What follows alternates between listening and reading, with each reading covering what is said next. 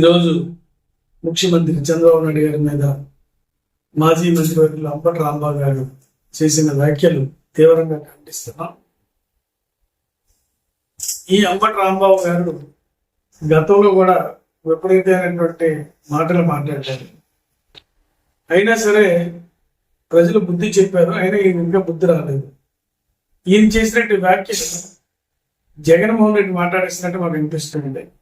ఇచ్చేందంటే ఈరోజు రాష్ట్రంలో ఉన్నటువంటి పవిత్రమైన దేవాలయం, ఆ దేవాలయంలో కల్తీ నెయ్యి వాడారని ఈ విషయం రాష్ట్ర వ్యాప్తంగా ప్రజలందరూ కూడా గతంలో నువ్వు చేసినటువంటి ఏదైతే అవినీతి ఉందో అది ప్రజలకు తెలియపరచడం వల్ల నువ్వు దీన్ని డైవర్ట్ చేయాలనే ఉద్దేశం మీద కేవలం అంబటి రాంబాబుతో మాట్లాడించావు.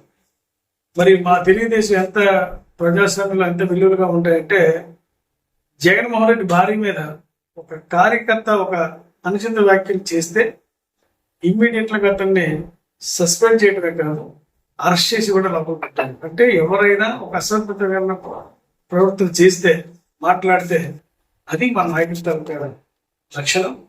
అదేవిధంగా నువ్వు నిజమైనటువంటి నువ్వు నాయకుడిగా నువ్వు రుజువు చేసుకున్నావంటే ఎవరైతే అసభ్యకరంగా మాట్లాడి అంబటి రాంబాబు చట్టపరమైన చర్యలకి నువ్వు ఇబ్బంది లేకుండా చేస్తూ అతన్ని సస్పెండ్ చేసి నువ్వు నిజాయితీ కూడా నేను నిరూపించుకుంటే బెటర్ తప్ప నువ్వు అటువంటి వ్యక్తుల్ని కూడా సమర్థం చేస్తే పూర్తిగా నీ రాజకీయ భవిష్యత్తు కూడా పూర్తిగా భూస్థాపన అవడం కూడా ఖాయమని చెప్పేసి హెచ్చరిస్తూ, మరి ఇటువంటి అంబటి రాంబాబు లాంటి క్రూరంగా మాట్లాడినటువంటి వ్యక్తులను రాష్ట్రంలో ఒకరిద్దరు ఉన్నారు. వీళ్ళందరికీ కూడా ఖచ్చితంగా త్వరలోనే ఇంకా గుణపాఠం జరుగుతుందని చెప్పేసి తెలియజేస్తూ వారికి ఇటువంటి మాటలకి కఠినంగా చర్య తీసుకోవాలని కోరుతున్నాను.